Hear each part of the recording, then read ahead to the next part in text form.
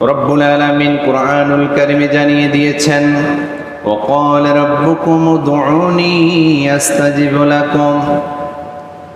রব্বুল আলামিন বললেন, তোমরা তোমাদের প্রভুকে আহ্বান করো, আস্তাজিব লাকুম, তোমরা যদি আমাকে ডাকো, আমি আল্লাহ রব্বুল আলামিন অবশ্যই তোমাদের ডাকে সাড়া দেব, অবশ্যই ডাকে সাড়া দেব।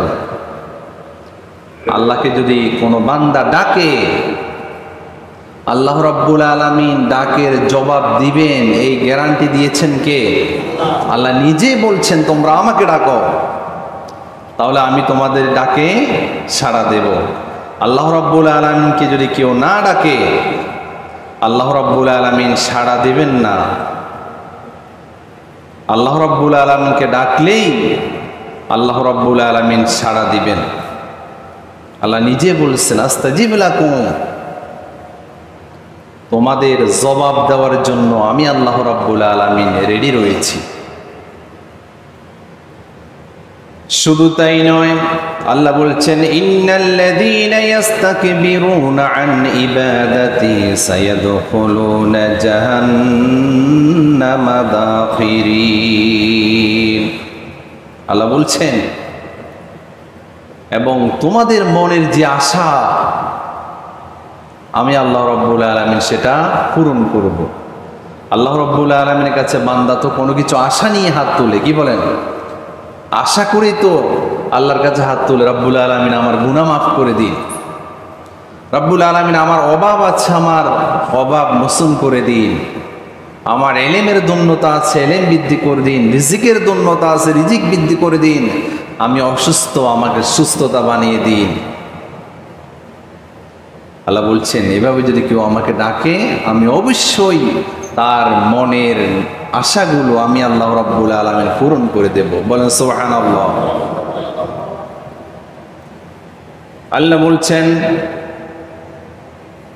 ইন্নাল্লাযীনা ইস্তাকবিরুনা আন ইবাদাতি সায়াদখুলুনা জাহান্নামা দাখিরিন। আর যে ব্যক্তি আমার কাছে কিছু চাইবে না, আমি বুঝে নিব ওই ব্যক্তি অহংকারী। অহংকার। আল্লাহ বলছেন, যেই ব্যক্তি আমার কাছে কিছু চায় না, ডাকে না, নিঃসন্দেহে সে হচ্ছে দাম্ভিক, অহংকারী। আর আল্লাহ রাব্বুল আলামিন বলছেন, অহংকারীদেরকে আমি অতি দ্রুত জাহান্নামে প্রবেশ করাবো। বলেন নাউজুবিল্লাহ। তাহলে যেই সকল বান্দা আল্লাহর কাছে কিছু চায় না, সে মনে করে আমার কি প্রয়োজন, সেটা তো আল্লাহও দেখতেছেন, চাওয়ার কি আছে? না চাওয়াটা এত বেশি অপরাধ যে ব্যক্তি আল্লাহর কাছে দোয়া করবে না, আল্লাহর কাছে চাইবে না, ওই ব্যক্তি অহংকারী হয়ে জাহান্নামে প্রবেশ করবে। বলেন নাউজুবিল্লাহ। আল্লাহর কাছে চাইতে হবে। মানুষ তো এখন এত ব্যস্ত, মুনাজাত করার জন্য, দোয়া করার জন্য তার সময় নাই। নামাজ শেষ হয়েছে, মসজিদে বসে তাসবিহ তাহলিল করে আল্লাহর কাছে কিছু চাইবে, এই সময় সুযোগ তার নাই। কত দ্রুত বাড়িতে গিয়ে পৌঁছায় সে চিন্তা আছে না নাই? সময় দিতে চায়। দোয়া করতে হবে কার কাছে? আল্লাহর কাছে। যারা দোয়া করে না, সাহাবায়ে কেরামের কোনো কিছু প্রয়োজন হলে চাইতেন কার কাছে? হযরত আবু বকর রাদিয়াল্লাহু তাআলা আনহু, তিনি তার জুতার ফিতা ছিঁড়ে গিয়েছেন, সেটাও কোনো মানুষের কাছে চান নাই, সেটাও চেয়েছেন এই মহান রব আল্লাহর কাছে। সুবহানাল্লাহ বলেন। সাহাবায়ে কেরামের বৈশিষ্ট্য এমন ছিল। জুতার ফিতা দাম বেশি নাকি কম? কথা বলে না কেন? এখন তো জুতার ফিতা বিক্রি হয় বলে আমার মনে হয়, এখন তো ডাইরেক্ট জুতা নষ্ট হয়েছে, এটা শেষ। আমরা ছোট থাকতেও দেখতাম এক্সট্রা করে জুতার ফিতাগুলা বিক্রি হতো। তো সামান্য জিনিস নষ্ট হয়ে গিয়েছেন, সেটাও সাহাবায়ে কেরাম চেয়েছেন কার কাছে? আল্লাহর কাছে। আর আমাদের বড় কোনো প্রয়োজন হলেও আমরা আল্লাহর কাছে চাইতে ভুলে যাই, মানুষমুখী হয়ে যায়, মানুষের কাছে চাই। সম্মানিত হাজিরিন, দোয়া করার যে গুরুত্ব এত বেশি, আপনি শুনলে আশ্চর্য হয়ে যাবেন। কেউ যদি 15 মিনিট ধরে দোয়া করে আল্লাহর কাছে, ওই 15 মিনিট যদি কেউ আল্লাহ রাব্বুল আলামিনের কাছে তাহাজ্জুদের সালাত আদায় করে জিকির করে, যে সওয়াব, এ দোয়া করাও তার জন্য, তার আমলনামায় একই জাতীয় সওয়াব লিপিবদ্ধ হয়ে যায়। সুবহানাল্লাহ বলেন। 15 মিনিট দোয়া করছেন, 10 মিনিট দোয়া করছেন, ফেরেশতারা লিখছেন যে আপনি নামাজের মতো যে সওয়াব আপনার আমলনামায় লিখে হয়ে যাচ্ছে। দোয়ার এত ফজিলত, রাসূল আকরাম সাল্লাল্লাহু আলাইহি ওয়াসাল্লাম বলেছেন, লাইসা শাইউন আকরামা আলাল্লাহি তাআলা মিনাদ দুআ। আল্লাহ রাব্বুল আলামিনের কাছে দোয়ার চাইতে সম্মানিত কোনো বস্তু আর হতে পারে না। আপনি গুনাহ করেছেন, আপনার দ্বারা কোনো অন্যায় হয়ে গিয়েছে, সাথে সাথে হাত তুলে বললেন, রব্বানা যালামনা আনফুসানা ওয়া ইন লাম তাগফির লানা ওয়া তারহামনা লানাকুনান্না মিনাল খাসিরিন। সবাই বলুন আমিন। আপনি বললেন, রব্বানা যালামনা, ও আমার রব, আমি জুলুম করেছি, আনফুসানা, আমি আমার নিজের উপরে জুলুম করেছি, ওয়া ইন লাম তাগফির লানা, রব্বুল আলামিন, আপনি যদি আমাকে ক্ষমা করে না দেন, লানাকুনান্না মিনাল খাসিরিন, আমি অভিশপ্তদের অন্তর্ভুক্ত হয়ে যাব। এই দোয়া যদি কেউ চায় আল্লাহর কাছে, হাত তুলে বলে, আল্লাহ রাব্বুল আলামিন তাকে অবশ্যই ক্ষমা করে দিবেন। কারণ এই দোয়া যিনি শিখিয়ে দিয়েছেন তিনি কে? আল্লাহ। আদম আলাইহিস সালামকে দিয়ে আল্লাহ রাব্বুল আলামিন যখন ভুল করালেন, যখন জান্নাত থেকে এই পৃথিবীতে নামিয়ে দিলেন, একদিন 2 দিন নয়, 1 মাস 2 মাস নয়, মুফাসসিরিন কিরাম বলছেন 350 বছর কান্না করেছেন, আল্লাহর কাছে দোয়া করছেন, রব্বানা যালামনা আনফুসানা ওয়া ইন লাম তাগফির লানা ওয়া তারহামনা লানাকুনান্না মিনাল খাসিরিন। এই দোয়ার পাওয়ার এত বেশি যে আল্লাহ রাব্বুল আলামিন আদম আলাইহিস সালামকে ক্ষমা করে দিলেন। সুবহানাল্লাহ বলেন। সেই দোয়ার পাওয়ার এখনো আছে না নাই? কথা বলেন, আছে কিনা? কিন্তু আমরা করি না। দোয়া চাইতে হবে কার কাছে? এখন ফিতনা সৃষ্টি করে যে হাত তুলে দোয়া করার দরকার আছে না নাই, এই জাতীয় ফিতনা সৃষ্টি করে করে উম্মার মধ্যে ফাটল ধরেছে। রাসূল আকরাম সাল্লাল্লাহু আলাইহি ওয়াসাল্লাম হাত তুলে দোয়া করেছেন, যেখানে দলিল থাকার পরেও এত ফিতনা কেন? অথচ দোয়ার গুরুত্ব কোরআন এবং হাদিসে আছে না নাই? আপনি দোয়া করুন, আল্লাহ রাব্বুল আলামিন ক্ষমা করে দিবেন। আর যে দোয়া করবে না সে অহংকারী করবে, অহংকার তার মধ্যে বাসা বেঁধেছে। আল্লাহ রাব্বুল আলামিনকে, অহংকারীকে ভালোবাসেন নাকি ঘৃণা করেন? শুধু ঘৃণা নয়, আল্লাহ বলছেন অতি সত্বর আমি তাদেরকে জাহান্নামে প্রবেশ করাবো। সম্মানিত হাজিরিন, রাসূল আকরাম সাল্লাল্লাহু আলাইহি ওয়াসাল্লাম বলেছেন, তিরমিজি শরীফের হাদিস, মা মিন মুসলিম ইয়াদউ বিদাওয়াতি লাইসা ফিহা ইসমুন ওয়ালা কাতিয়াতুন রাহিমা ইল্লা আতাহু আল্লাহু বিয়াহিদা সালাসা। আল্লাহ রাসূল বলেছেন, আল্লাহ রাব্বুল আলামিনের কাছে কোনো বান্দা যদি 2টি বিষয়ে দোয়া চায়, 2টি বিষয় আহ্বান করে আল্লাহ ক্ষমা, ওইগুলো কবুল করেন না।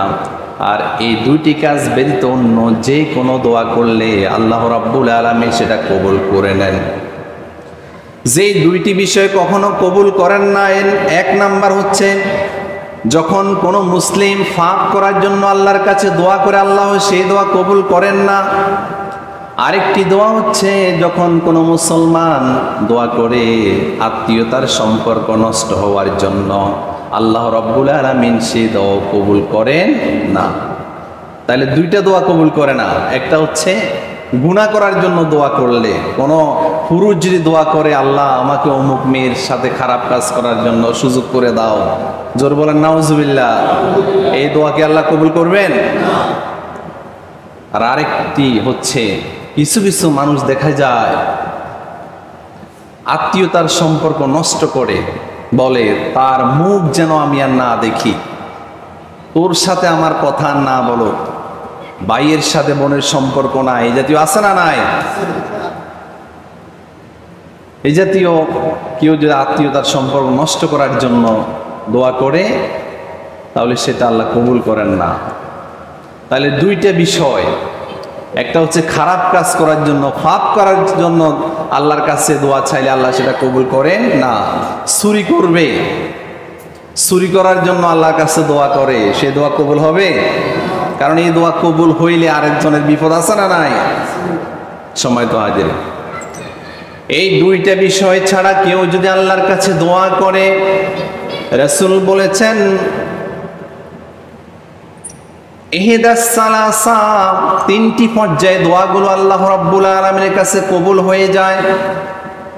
এক নাম্বার হচ্ছে ইম্মা আন তুআজ্জালা লাহু দাওয়াতাহু, যখন সে কোনো বিষয়ে দোয়া করে, কোনো কিছু চায়, আল্লাহ রাব্বুল আলামিন তা কবুল করে নেন। সুবহানাল্লাহ বলেন, আরো জোরে বলতে হবে সুবহানাল্লাহ। কথা কি বোঝা যায়? ধরুন আপনি টাকা চেয়েছেন, আল্লাহ রাব্বুল আলামিন আপনাকে টাকা দিয়ে দিল। সম্পদ চেয়েছেন, সম্পদ দিয়ে দিল। আবার ছেলে সন্তান হয় না, আল্লাহর কাছে দোয়া করেছেন, আল্লাহ ছেলে সন্তান দিয়ে দিল। এই দোয়া কবুল করেছেন যিনি, তিনি কে? তাহলে একটা পর্যায় হচ্ছে এমন, আপনি আল্লাহর কাছে কিছু চাইছেন, আল্লাহ রাব্বুল আলামিন আপনাকে দিয়ে দিল। আরেকটি পর্যায় হচ্ছে ওয়া ইম্মা আন ইয়াদাখিরাহা লাহু ফিল আখিরাহ, আপনি যা চেয়েছেন তা আপনাকে দেয় নাই। আপনি চেয়েছেন টাকা, আপনাকে আল্লাহ গরিবে রেখেছেন। সন্তান বিয়ে করেছেন, 10-15 বছর হয়ে গিয়েছে, এখনো সন্তান হয় না, কিন্তু আপনি প্রত্যেক সময় দোয়া করছেন রব্বি হাবলি মিনাস সলিহিন, রব্বুল আলামিন আপনি আমাকে নেক সন্তান দিন, কিন্তু আল্লাহ রব্বুল আলামিন আপনাকে সন্তান দেয় না। এই জাতীয় কিছু পরিবার আছে না নাই? কথা বলেন না কেন, আছে কিনা? সন্তান বছরের পর বছর চাচ্ছে, আল্লাহ দিচ্ছে না। আল্লাহর কাছে ধনী হওয়ার জন্য কত চায়, কিন্তু ধনী হয় না। কত চায় বিদেশ যাওয়ার জন্য, বিদেশ যেতে পারে না। কত চায় ভালো একটি চাকরির জন্য, চাকরি পায় না, হতাশ হয়ে যায়। রাসূল বলেছেন হতাশ হওয়ার কোনো কারণ নাই। আল্লাহ যদি দুনিয়ার জমিনে কোনো দোয়া কোনো বান্দার কবুল না করে, আখিরাতের জন্য আল্লাহ রাব্বুল আলামিন সেটা জমা রেখে দেন। সুবহানাল্লাহ বলেন। আখিরাতের মুক্তি তো সবচাইতে বেশি বড় পাওনা, বেশি মুক্তি।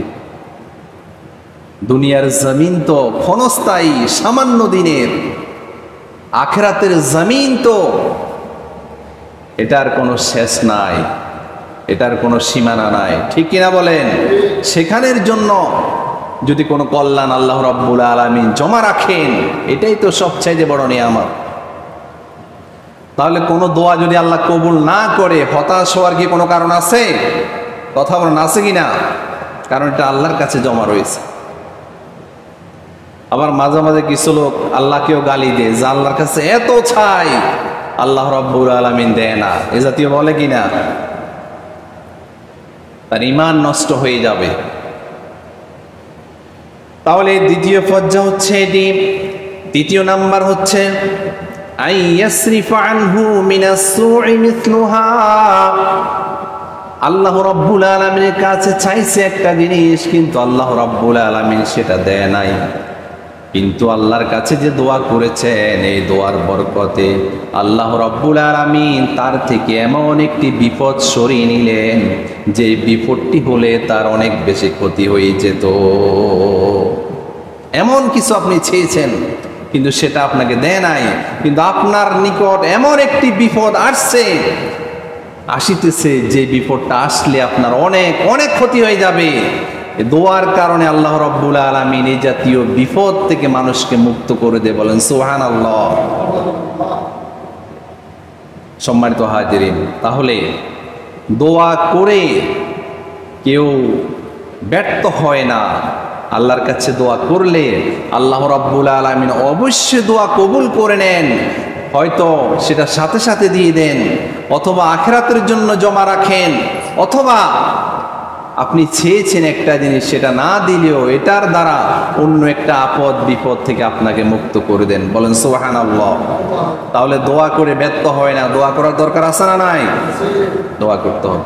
আপনি চাইতে থাকুন, ব্যর্থ হবেন না। বলেছেন মুহাম্মদ সাল্লাল্লাহু আলাইহি ওয়াসাল্লাম, আল্লাহ রাসূল বলেছেন ইন্নাল্লাহ হাইয়ুন কারীম, নিশ্চয় আল্লাহ রাব্বুল আলামিন অত্যন্ত লাজুক।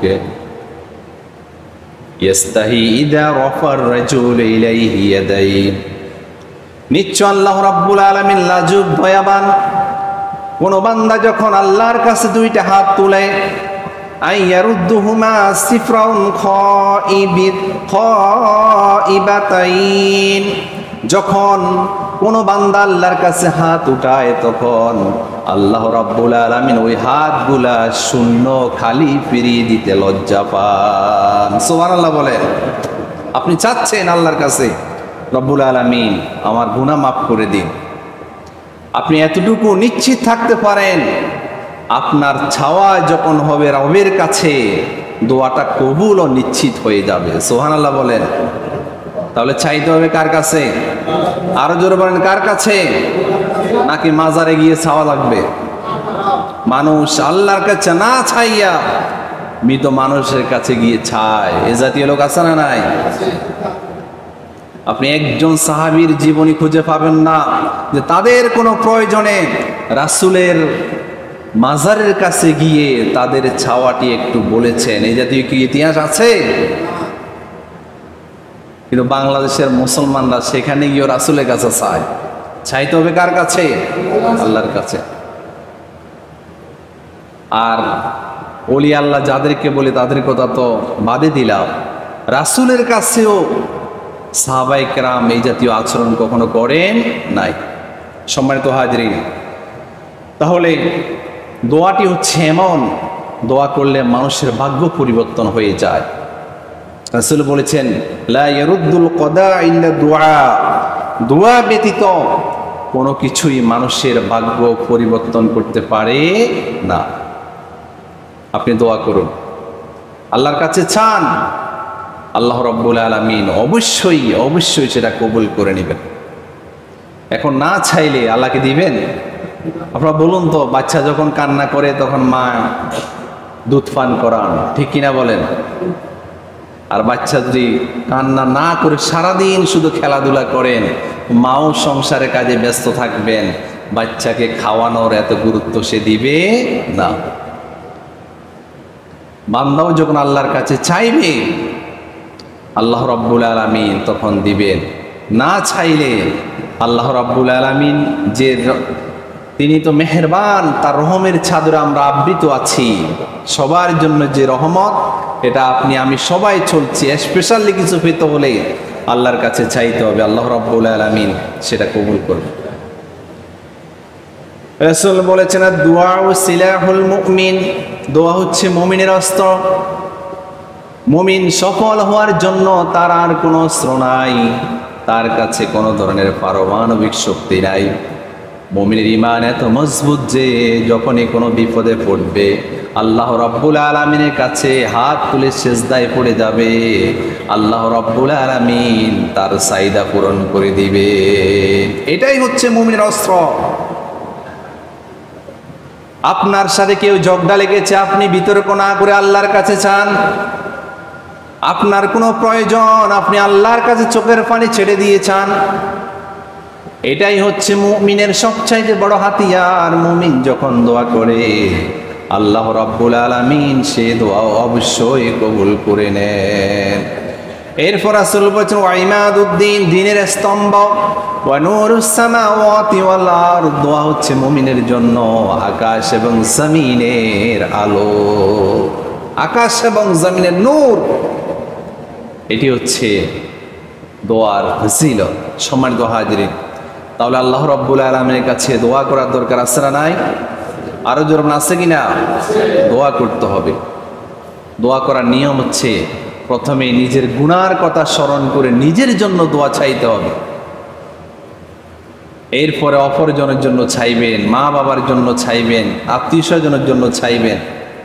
রাসূল বলেছেন একজন মুসলমান যখন তার অনুপস্থিত একজন ভাইয়ের জন্য আল্লাহর কাছে দোয়া করে, রব্বুল আলামিন আমার অমুক ভাইকে আপনি ক্ষমা করে দিন, রাসূল বলেছেন একজন ফেরেশতা ওই দোয়াকারীর পাশে দাঁড়িয়ে থাকে, দাঁড়িয়ে থেকে তার মাথায় হাত বুলে বলে তুমি যে দোয়াটা তার জন্য করেছো আগে তোমার জন্য সেটা আল্লাহ কবুল করে নিয়েছেন। বলেন সুবহানাল্লাহ। আমরা তো আরেকজনের জন্য দোয়া করতে কষ্ট হয়, আমি তার জন্য দোয়া করবো কেন? আপনি একজন ভাইকে নামাজি বানাতে পারছেন না, আল্লাহর কাছে চোখের পানি ছেড়ে দিয়ে বলুন রব্বুল আলামিন অমুক ভাই অমুক ব্যক্তিকে আপনি নামাজি বানিয়ে দিন। তার অনুপস্থিতি আপনি দোয়া করছেন, কেউ জানে না, আল্লাহ জানে। আল্লাহ রাব্বুল আলামিন এই গোপনের দোয়াটা কবুল করে তাকেও কবুল করবেন, আর আপনার সম্মানও আল্লাহ রাব্বুল আলামিন বাড়িয়ে দিবে। সুবহানাল্লাহ বলেন। কথা বোঝা যায়? তাহলে অপর ব্যক্তির জন্য দোয়া করতে হবে, এটা সবচাইতে বড় ইবাদত, সবচাইতে বড় নিয়ামত হচ্ছে অপর ভাইয়ের জন্য দোয়া করো। আপনি দোয়া করুন, দেখবেন আল্লাহ রাব্বুল আলামিন দোয়াটি কবুল করবেন। সম্মানিত হাজিরিন, এই পৃথিবীতে আমরা দেখতে পারি পয়গাম্বররা যখন পরীক্ষার সম্মুখীন হয়েছেন আল্লাহর কাছে দোয়া করেছেন, আল্লাহ রাব্বুল আলামিন সেটা কবুল করে নিয়েছেন। আমরা আদম আলাইহিস সালামের কথা বললাম যে আল্লাহর কাছে দোয়া করছেন, আল্লাহ দোয়া কবুল করে নিয়েছেন। হযরত ইউনূস আলাইহিস সালাম মাছের পেটে যখন চলে গেলেন তিনি বুঝতে পারলেন হয়তো আমার দ্বারা অপরাধ হয়েছে, আমি যে আমার কওমকে ছেড়ে এসেছি আল্লাহ রাব্বুল আলামিন তো আমাকে এখনো ছেড়ে আসার জন্য নির্দেশ দেন নাই। তিনি তার নিজের ভুল বুঝতে পারলেন, ভুল বুঝে আল্লাহর কাছে দোয়া করলেন, লা ইলাহা ইল্লা আনতা সুবহানাকা ইন্নী কুনতু মিনাজ জালিমিন। আল্লাহর কাছে দোয়া করলেন, রব্বুল আলামিন আপনি ছাড়া কোনো ইলাহ নাই, নিশ্চয় আমি আমার নিজের উপরে জুলুম করেছি, আপনি যদি আমাকে ক্ষমা না করে দেন তাহলে মুক্তির কোনো আর উপায় না। ইন্নী কুনতু মিনাজ জালিমিন, নিশ্চয় আমি জালিম হয়ে গিয়েছি।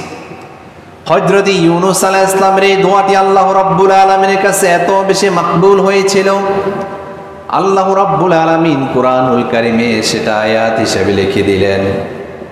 কিয়ামত পর্যন্ত যারা কোনো বিপদে পড়বে এই দোয়া পড়ে যখন আল্লাহর কাছে দোয়া করবে আল্লাহ রাব্বুল আলামিন তাকে বিপদ থেকে মুক্ত করে দিবেন। সুবহানাল্লাহ বলেন।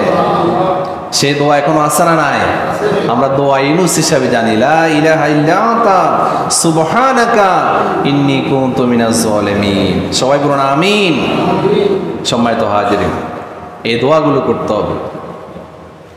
এরপর আপনি আপনার পরিবারের জন্য দোয়া করবেন, রব্বানা হাব লানা মিন আজওয়াজিনা ওয়া যুররিয়াতিনা কুররাতা আয়ুনিন ওয়াজআলনা লিল মুত্তাকিনা ইমামা।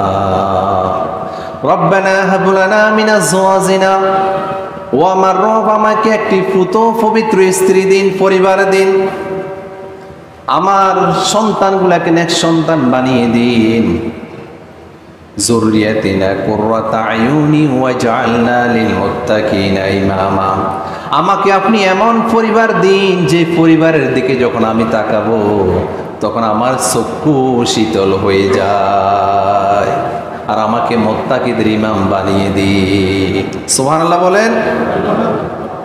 আল্লাহর কাছে দোয়া করতে, আল্লাহ আমাকে পুত পবিত্র স্ত্রী দিন, আমাকে নেক্সট সন্তান দিন, এমন পরিবার দিন যে পরিবারের দিকে তাকালে আমার চক্ষু শীতল হয়ে যায়, আর আমাকে মুত্তাকিদের ইমাম বানিয়ে দিন। অর্থাৎ আমি যেই পরিবারের কর্তা,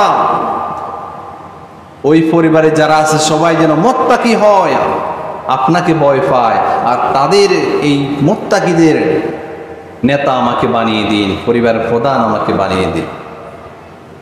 এখন পরিবারের প্রধান আমি, কিন্তু আমার পরিবারে কেউ নামাজ পড়ে না। ছেলে যদি পড়ালেখা ভালো করতে না পারে, মা বাবার কি পেরেশানি, A+ পায় নাই। ছেলে যদি ভালো চাকুরি না পায়, মা বাবার পেরেশানির শেষ নাই। ছেলে যদি ভালো টাকা ইনকাম করতে না পারে, মা বাবার পেরেশানির শেষ নাই। কিন্তু ছেলে মেয়ে যে নামাজ পড়ে না, এই বিষয়ে মা বাবার কোনো পেরেশানি নাই। এই জাতীয় পরিবার আছে না নাই?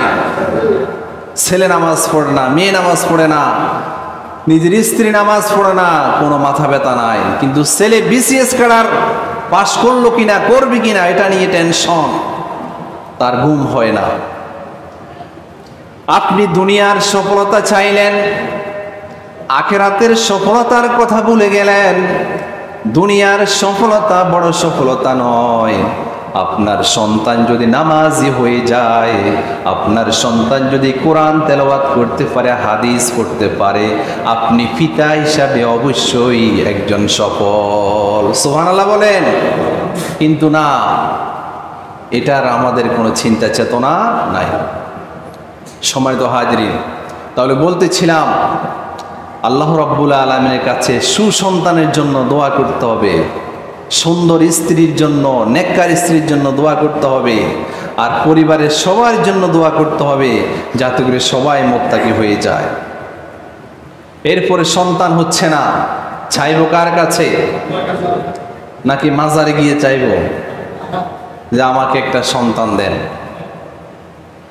আবার দেখবেন মাজারে যাওয়ার পরে সন্তান হয়েছে, সন্তান হওয়ার পরে তখন তার ঈমান চলে গেল ওই মাজারের উপরে।